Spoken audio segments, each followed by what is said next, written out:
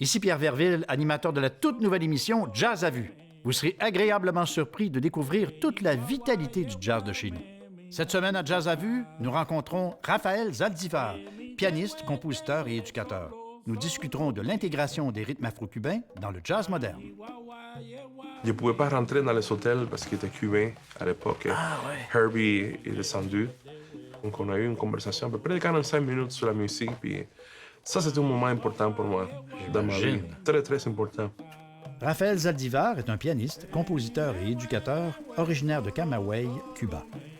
Après avoir appris très jeune les percussions et le piano, il poursuit des études à l'Institut supérieur des arts de la Havane, complète un baccalauréat à l'Université de Montréal et un doctorat à l'Université McGill. Ses compositions témoignent de son expertise de la percussion, des nombreuses années de collaboration avec les plus grands musiciens de jazz, ainsi que de sa connaissance du patrimoine culturel de son pays natal. Bienvenue à Jazz à vue.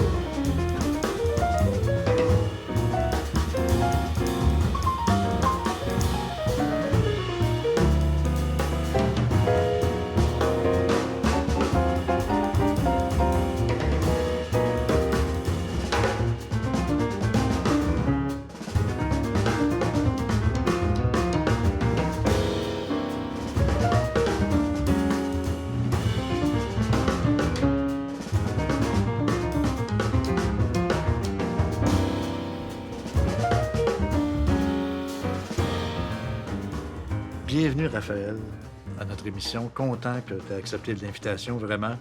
Ça fait plaisir. Dis-moi, toi, tu es né à Cuba, tu as commencé par jouer des percussions. Puis à un moment donné, oups, le piano est arrivé. Comment c'est arrivé dans ta vie? Explique-nous ça. Ça a commencé quand il y avait à peu près entre 8 et 7 ans, si je me souviens bien. Mon grand-père, côté de ma mère, était un percussionniste. Il jouait la batterie. Il était très, très bon. Je me souviens, à l'époque, il avait une espèce de circus dans la province de Camagüey qui s'appelait le Circus Arito. Le cirque comme le Cirque du Soleil. Oui, oui. Donc, j'allais le voir jouer aussi à l'époque. Puis, je me souviens que dans sa maison, à lui, dans son salon, il avait sa batterie tout assemblée. Donc, des fois, j'allais chez lui pour passer du temps avec lui, ma grand-mère. Puis, j'ai joué la batterie avec lui. Mais des fois, il brisait même ses pots de la batterie en jouant. Parce que, évidemment, il n'y avait qu'une technique, juste pour le plaisir. Puis, j'ai frappé le plus fort possible que je pouvais. Puis, je me souviens une fois, ma grand-mère m'a dit, écoute, on va te trouver des casseroles. Il m'a trouvé des casseroles en plastique pour que commence à jouer la percussion. Donc, vraiment, c'est une initiation familiale. J'ai eu la chance de pouvoir connaître avec mon grand-père l'univers de la percussion, la batterie, comment on frappe, sentir la pulsation, le tempo, garder le tempo stable. D'un autre côté, mon grand-père, côté mon père, était musicien aussi. Puis je prenais des cours de solfège avec lui, donc on combinait un peu la percussion avec le solfège. Puis un grand jour est arrivé dans ma vie, c'est que mes parents ont décidé, parce que mon oncle, Humberto Saldívar, avait vraiment influencé la famille, avait dit, écoute, il va falloir vraiment l'initier puis l'inscrire dans une école de musique officielle, professionnelle, à 10 ans. Parce qu'il voyait que tu étais bon, que tu avais du talent, en tout cas. Parce qu'il voyait une lumière quelque part. OK, d'accord. J'imagine, non? Il voyait quelque chose. Et puis, oui, voilà, le moment est arrivé, ils m'ont inscrit à l'école professionnelle de musique qui s'appelle École vocationnelle des arts Luis Casas Romero à la province de Camagüey. Puis à l'époque, j'ai connu un professeur à l'époque qui était très doué avec la percussion, mais il jouait le piano aussi. Puis en voyant ces personnes-là jouer le piano, je me suis imaginé moi-même en train de jouer tous ces tournos-là, puis improviser comme ça. Puis c'est là que j'ai commencé à m'inspirer, à jouer, à me rapprocher au piano. C'était vraiment une question d'instinct. Donc le switch, on peut dire que le switch était fait quand j'ai commencé à étudier la musique pour la première fois, quand j'avais 10 ans à l'école vocationnelle des arts de Camagüey.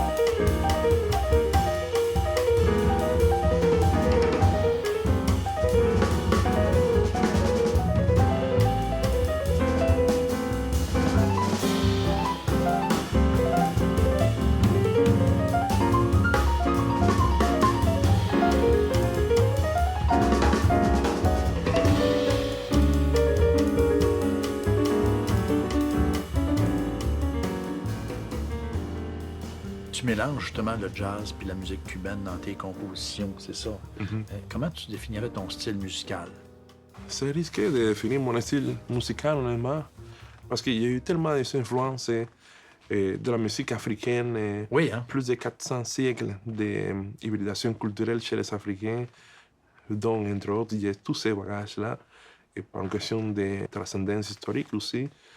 Mais il y a aussi l'influence de la musique européenne, de la musique québécoise, la musique canadienne, la musique nord-américaine. Il y a eu plein d'artistes internationaux. Donc, tous ces mondes-là, ils m'ont influencé d'une façon ou d'une autre. Ma musique, c'est sûr que c'est mon bagage afro-cubain, oui. Il y a un élément rythmique très fort, un élément de circularité rythmique qui est très fort. Et ce genre d'approche, les effets de chevauchement, si on le voit comme ça, en termes de polyrythme, circularité, syncope. Tout ça, ça fait partie intégrale de mon langage créatif et de mon expression personnelle. Mais en même temps, j'ai eu tant d'influences de la musique classique européenne, de la musique latino-américaine, de la plena de Puerto Rico, du merengue, de la bachata aussi dominicaine. Pour moi, l'influence, c'est comme l'univers dans lequel on se développe, c'est le monde. C'est ça la grande influence, c'est de plus en plus hybride. J'ai eu la chance de rencontrer des pionniers jazz et des légendes jazz partout au monde. Entre autres, j'ai rencontré Kenny Barron à La Havane. Je lui ai demandé de me donner une leçon en privé. Il m'a dit oui, on va faire ça. Puis il m'a enseigné le blues à l'époque. Puis après ça, j'ai eu la chance de connaître Herbie Hancock. Imagine. Herbie Hancock, dans la même période à peu près aussi. Puis à l'époque, j'avais eu cette chance-là, mais je me disais, wow, ça n'arrive pas pour rien, il y a quelque chose qui... il y a un signal là-dedans, quelque chose qu'on doit suivre. Mais c'est ça, Cuba, c'était l'endroit où j'ai vraiment commencé ma carrière professionnelle. Qu'est-ce qui a fait en sorte que tu finisses par arriver ici au Québec? À l'époque, j'ai rencontré une Québécoise Ah à La Havane. Oui, OK. oui. Une Québécoise avec laquelle je me suis marié en 2003. Puis finalement, on a décidé et on s'est mis d'accord, bon, on va terminer au Canada pour faire la vie ensemble au Canada. Puis tu jouais de la musique à ce moment-là. Est-ce que tu avais eu un instrument pour continuer à pratiquer, justement?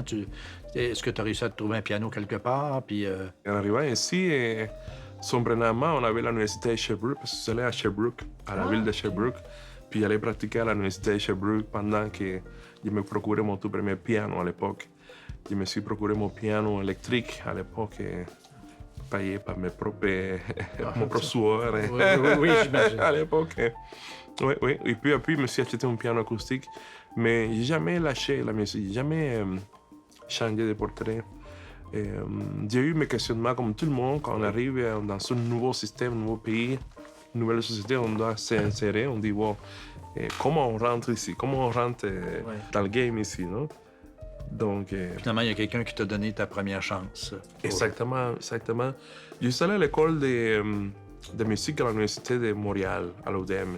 Okay. Et quand j'ai fini l'audition, il m'a dit, est-ce que tu acceptes faire le baccalauréat ici dans SUNA? J'ai dit, tu vas compris una. Qu'est-ce qu'il voulait dire? On te donne le diplôme dans SUNA, est-ce que tu l'acceptes ou non? Mais il faut que tu le fasses ici. J'ai dit, écoute, je vais le faire.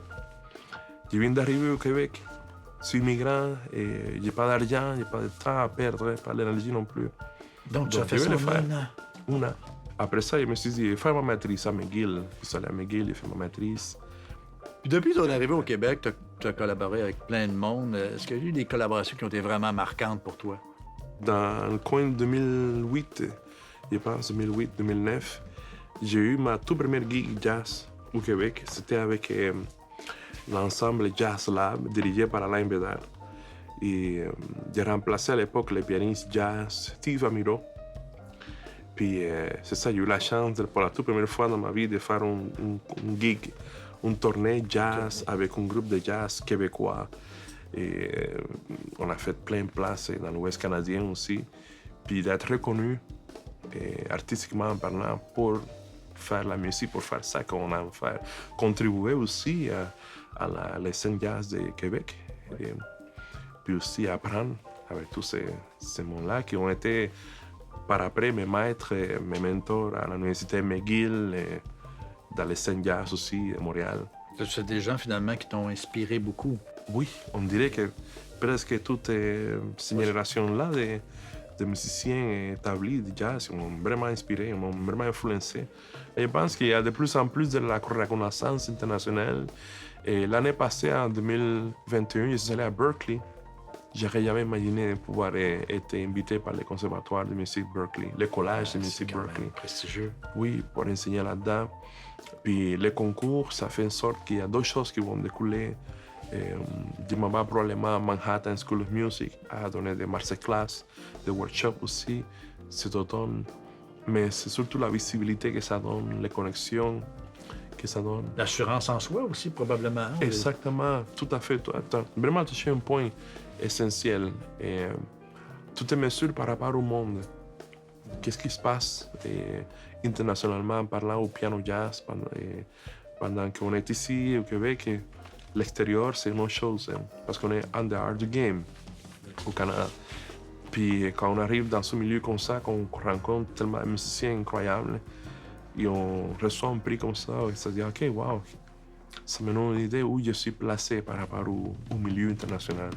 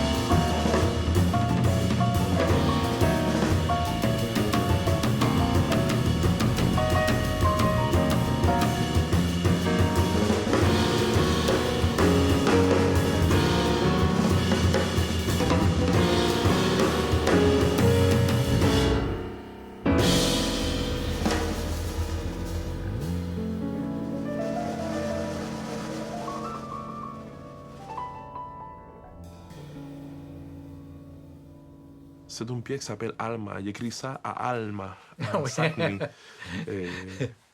Chicoutimi, je pense. Hein. Oui. Et j'écris ça là-dedans. J'étais dans une résidence de composition. Puis ils m'ont dit, écoute, il faut que tu écrives la musique. On va faire une semaine d'écriture ici. Ensuite, tu reviens encore. Puis on va partager, on va jouer ta musique. Mais vraiment dédié pour ce moment-là de connexion, puis mon passage à cet endroit-là. C'est vraiment un passage très isolé, mais en même temps, c'est un endroit où on trouve de plus en plus de monde qui se tient à leur culture, à leurs valeurs, qui défendent ça, qui veulent faire de cette région-là quelque chose d'important, et redéfinir le positionnement géographique aussi, leur vision artistique surtout. Donc, c'est quelque chose d'important aussi à reconnaître. J'écris la pièce pour ça. Écoute, en terminant, tu des projets prochainement? Ou... Des projets prochainement, on est en train de finir mon nouveau disque. Ah! Nouveau disque qui est révélé ici pour la toute première fois. Le titre s'appelle Rumba. Oui, c'est un disque où on a plein de musiciens. On a 4 artistes invités internationaux. On a Terry Lynn Carrington à la batterie. On a aussi Kurt Rosenwinkel à la guitare. On a aussi Ingrid Johnson à la trompette. Puis on a Miguel Senon au saxophone alto. Mais on a aussi Jean-Pierre Sanella du Québec, et André Leroux, plein de monde, Rondi Lauro est là aussi, Rémi Cormier, on a aussi Pat LaBarbera à Toronto, Kirk McDonald, Louis Dennis. C'est un album où je recrée simplement ce sentiment global de sociabilisation qui est représenté par la rumba. Ben, écoute, Raphaël, merci d'avoir été là. Franchement, merci. Puis bonne continuité. Merci beaucoup.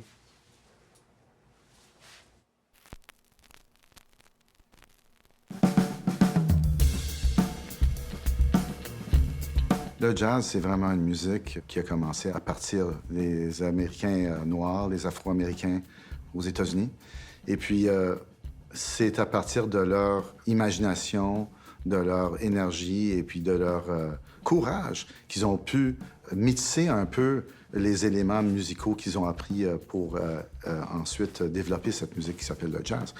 Donc aujourd'hui, on regarde un peu partout, n'importe quelle ville majeure au monde, il y a des écoles, des instituts, des académies de jazz, un peu partout. Et puis, on est habitué, c'est normal. On voit ça, puis on se dit, bien sûr. Mais c'est quelque chose qui a quand même pris assez longtemps avant que ça se développe, avant que ça se répande un peu partout. Donc, il faut savoir qu'au départ, le jazz, c'est une musique de tradition orale. C'est-à-dire, c'est une musique qui a été enseignée, développée par des personnes qui ont ensuite transmis ces connaissances-là en leur montrant avec des exemples, avec de voix vives, etc., tout ça. On sait qu'au départ, dans les débuts du 20e siècle, c'est une musique qui a commencé dans les alentours de New Orleans, aux États-Unis. C'est des cortèges funèbres, en fait, avec des musiciens qui accompagnaient, qui jouaient des thèmes du gospel, puis des thèmes traditionnels, puis qui ont ensuite brodé là-dessus, et puis qui ont développé un espèce de répertoire comme ça. Ces phénomènes-là sont d'ordre social, et politique et d'ordre aussi culturel. Connaître c'est quoi, par exemple, culturellement parlant, qu'est-ce que ça veut dire l'esclavage aux États-Unis et pourquoi l'esclavage a réussi à programmer autant d'Afro-Américains comme ça. Quelles sont les conditions dans lesquelles ces Afro-Américains se sont développés et ont été obligés d'arriver et prendre le travail en marche dans le champ et développer un mécanisme de survie, un mécanisme aussi d'autoproclamation puis de défense face à l'esclavage. Et comprendre aussi qu'est-ce que ça veut dire pour un esclave afro-américain noir travailler dans le champ et chanter toutes ces chansons-là dans la pulsation comme le font l'esprit de chaque inflexion qu'on chantait à l'époque dans les champs de coton, par exemple. Ces inflexions vocales, qu'est-ce que ça veut dire, ces chansons de travail, et ensuite les gospel, et les blues, et connaître les bases qui sont culturelles, qui sont définitives pour interconnecter avec une culture comme la culture nord-américaine.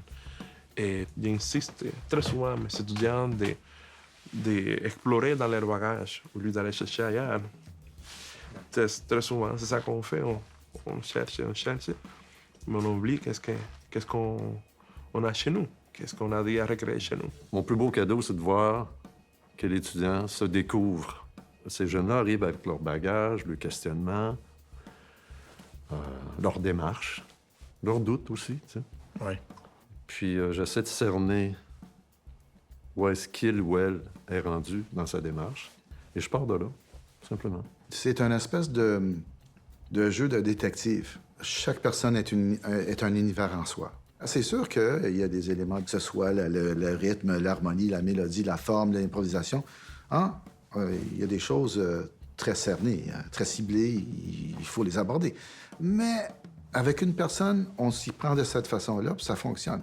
Prochaine personne rentre, on se prend de cette façon-là, oups, ça bloque. Ben pourquoi? Comment ça se fait? Des fois, tu te dis, par où je vais commencer? Une approche qui marche très bien, c'est le non-verbal. Donc, on commence à jouer. Et puis, les choses s'expliquent avec les événements, avec ce qui se passe. Et alors, quand je donne des exemples, je joue au piano, l'étudiant reprend l'explication, on le fait ensemble, on va jouer des pièces ensemble. Et j'amène l'étudiant sur le terrain de découvrir... Alors, on joue toutes sortes de choses, du jazz, du blues, du latin, du gospel, musique plus populaire, j'essaie toutes sortes de styles. Et puis, il y a comme une confiance mutuelle qui s'installe. Puis là, tu peux aller très loin dans le processus. Puis tu le retournes au centuple. Merci d'avoir été des nôtres pour cette émission de Jazz à vue. Pour en savoir plus, je vous invite à visiter nos plateformes sociales.